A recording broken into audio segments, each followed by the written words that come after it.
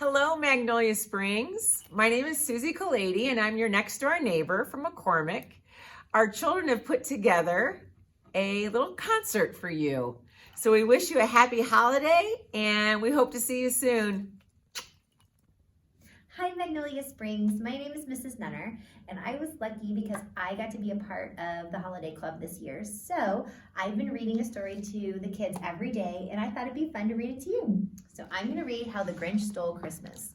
And I'm sorry if I'm a bit much, but that's just how I am. How the Grinch Stole Christmas. Every who down in Whoville liked Christmas a lot. But the Grinch, who lived just north of Whoville, did not. The Grinch hated Christmas the whole Christmas season. Now, please don't ask why. No one knows quite the reason. It could be his head wasn't screwed on just right. It could be perhaps that his shoes were too tight. But I think that the most likely reason of all may have been that his heart was 2 sizes too small. But whatever the reason, his heart or his shoes, he stood there on Christmas Eve hating the Whos, staring down from his cave with a sour, grinchy frown at the warm, lighted windows below in their town, for he knew every Who down in Whoville beneath was busy now hanging a mistletoe wreath. And they're hanging their stockings, he snarled with a sneer. Tomorrow is Christmas, it's practically here. Then he growled with his Grinch fingers nervously drumming, I must find some way to stop Christmas from coming. For tomorrow he knew. All the Who girls and boys would wake bright and early. They'd rush for their toys, and then, oh, the noise, noise. The one thing he hated, the noise.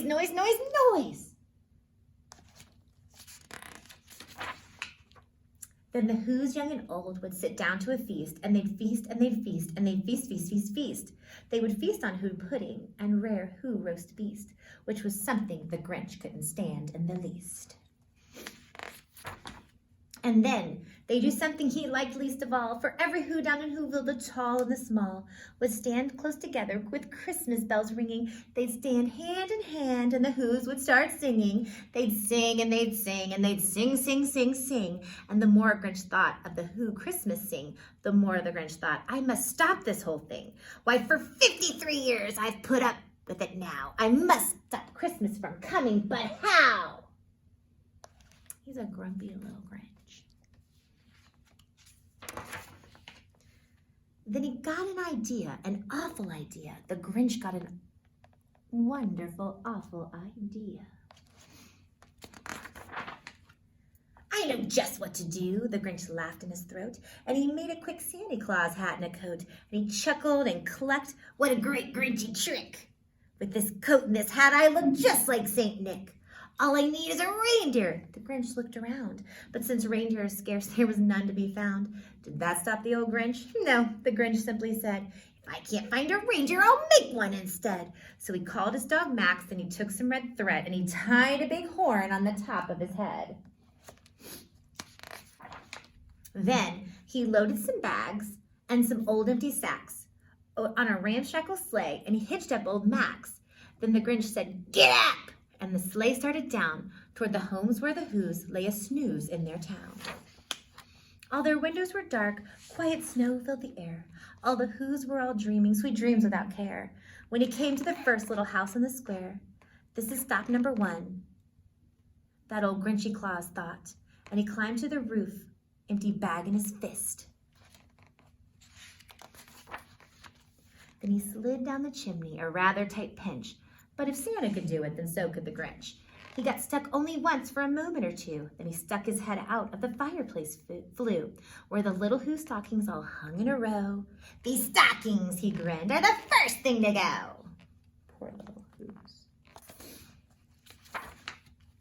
Then he slithered and slunk with a smile most unpleasant around the whole room, and he took every present. Pumpkins and bicycles, roller skates, drums, checkerboards, tricycles, popcorn, and plums. And he stuffed them in bags. Then the Grinch very nimbly stuffed all the bags one by one up the chimney. Then he slunk to the icebox. He took the Who's feast. He took the Who pudding. He took the roast beast. He cleaned out that icebox as quick as a flash. Why, that Grinch even took their last can of Who hash. Then he stuffed all the food up the chimney with glee. "And now," grinned the Grinch, "I will stuff up the tree." It's terrible. And the Grinch grabbed the tree and he started to shove when he heard a small sound like a coo of a dove. He turned around fast and saw a small who, little Cindy Lou Who, who was not more than 2. The Grinch had been caught by this tiny Who daughter, who got out of bed for a cup of cold water. She stared at the Grinch and said, "Santa Claus, why? Why are you taking our Christmas tree? Why?" Poor Cindy. But you know that old Grinch was so smart and so slick. He thought up a lie and he thought it up quick. "Why, my sweet little tot," the fake Santa Claus lied, "there's a light on this tree that won't light on one side. So I'm taking it home to my workshop, my dear. I'll fix it up there, then I'll bring it back here." And his fib fooled the child. Then he patted her head, and he got her a drink, and he sent her to bed. And then Cindy Lou Who went to bed with her cup. He went to the chimney, and he stuffed the tree up. Then the last thing he took was the log for their fire. Then he went up the chimney himself, that old liar. On their walls he left nothing but hooks and some wire. And the one speck of food that he left in the house was a crumb that was even too small for a mouse. Then he did the same thing to the other Who's houses, leaving crumbs much too small for the other Who mouses. It was 1/4 dawn, all the Who's still abed, all the Who's still a snooze, when he packed up his sled, packed it up with their presents, the ribbons, the wrappings, the tags, and the tinsels, the trimmings, the trappings. 3,000 feet up the side of Mount Crumpet, he rode with his load to the tip-top to dump it. "Pooh-pooh to the Who's," he said grinchingly humming. "They're finding out now that no Christmas is coming. They're just waking up. I know just what they'll do. Their mouths will hang open a minute or two. Then the Who's down in Whoville will all cry boo-hoo." It's a beautiful face. "That's a noise," grinned the Grinch, "that I simply must hear." So he paused, and the Grinch put his hand to his ear. And he did hear a sound rising over the snow. It started in low, then it started to grow. But the sound wasn't sad. Why, the sound sounded merry. It couldn't be so. But it was merry, very. He stared down at Whoville. The Grinch popped his eyes. Then he shook. What he saw was a shocking surprise. Every Who down in Whoville, the tall and the small, was singing without any presents at all. He hadn't stopped Christmas from coming. It came. Somehow or other, it came just the same.